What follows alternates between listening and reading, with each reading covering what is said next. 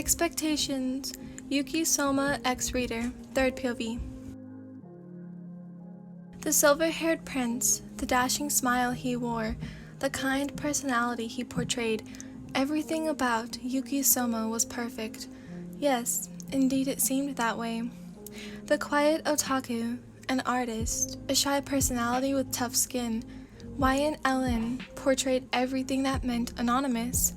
Nobody knew them, nobody cared to know them. In many ways, though, these two students were alike, one of them being their year. Both students were in year 2, and both were a part of the student council. Wyan twiddled with their fingers as they made their way down the hall, passing a couple of girls. Like most of her classmates, Wyan knew of the handsome prince, and now they knew he was their new student council president. Though they never thought of him in the way most of the population at their school did, Wyan in fact didn't seem to care about the president at all. He seemed to always slip their mind. They really couldn't care if he left the school or not. What a turn of events. Wyan thought they'd never speak to this boy in their life, and yet here he was, offering a smile just for them. Wyan wanted to return the smile, but overwhelmed and a little bit uneasy with it, only turned away. Wyan wondered if the so-called prince had someone close to his heart. Everyone had to have someone like that. Everyone needs someone like that. If they didn't, what was their purpose for living? What in the world would keep them from plummeting themselves off the face of the earth? Wyan knew the answer already, because they were a person who did not have someone they lived for. They had themselves, and only themselves, to live for. That was all they needed in their eyes, and you could not tell them different. Some might ask, well, what about your parents? And Wyan had an answer already prepared. They would say, what of them? Because, in truth, Wyan did have amazing parents. They did. However, the days where Wyan would sleep in their parents' bed, ask their father to check under the bed for monsters, and have their mother kiss their boo-boos when they were hurt were gone. These days, Wyan lives with their aunt, and that was fine if it weren't for her children. Itty-bitty creatures, Wyan thought. Annoying pests. Now, all Wyan lives for was for themselves, and of course, their art. They loved to draw, loved to sketch, loved to capture the moment with their ink. It was one of the few things the earth had given to Wyan without any drawbacks. Wyan appreciated it, and though it was all they needed to continue to go on, Wyan appreciated it and thought it was all they needed to continue to go on. They did not expect a sudden change in their attitude, not when he glanced at them from across the room, how he acknowledged them with a nod to the left when he caught them from the corner of his eye. No, Wyan did not expect any of this. But as time went on, the encounters began to get worse. The boys suddenly began approaching Wyan. He began starting up conversations they couldn't easily escape from. They were not used to such things they could not control. It scared them, so they ran. They avoided the problem altogether. They couldn't be expected to deal with such casualties. If they couldn't properly handle it, then they should not be dealing with it. It was something anyone could see, and the stares only made them want to back out more. To flee. That is what they chose and will always choose. In a flight or fight situation, the best option is to always choose flight. So why? Why were they walking up to him now, when they know what he does to them? Because they need to figure out why.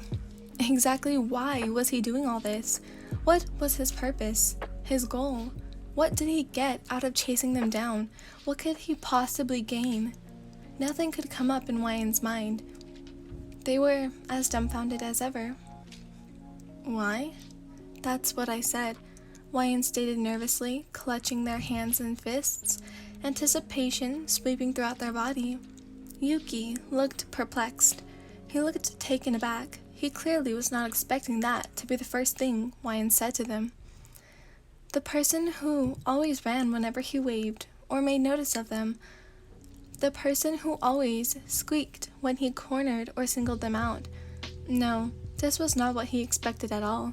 However, it did intrigue him all the more. Why what? He raised an eyebrow, the smallest grin playing on his lips.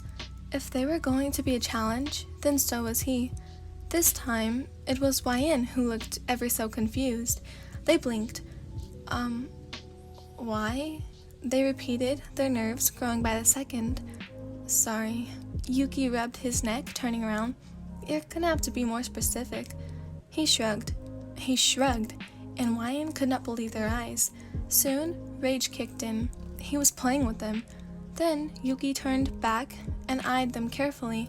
Their anger immediately died and their flight instincts kicked in. They spun on their heel, saying, "Forget it," and started speeding, walking away. Before they could go anywhere, however, their wrist was pulled on, this spinning them around. One may look at the two high school students and think they were performing a dance, when in reality, this is a war. A gasp escapes Wyan's mouth as they were pulled into the president's chest. The air around them seemed to slow. The papers on the president's desk blow up everything so slightly, and the curtains hanging over the window behind the president begins to blow in a rhythm. President? The other student council member stuttered, although thinking it was rather cringe. Please regard your words, he said. Choose them more carefully. He moved his face directly in front of theirs, leveling them to about the same height. A blush crept its way up Wyan's face. It was not only their cheeks, but their entire face that started its transformation. They wanted to pull away.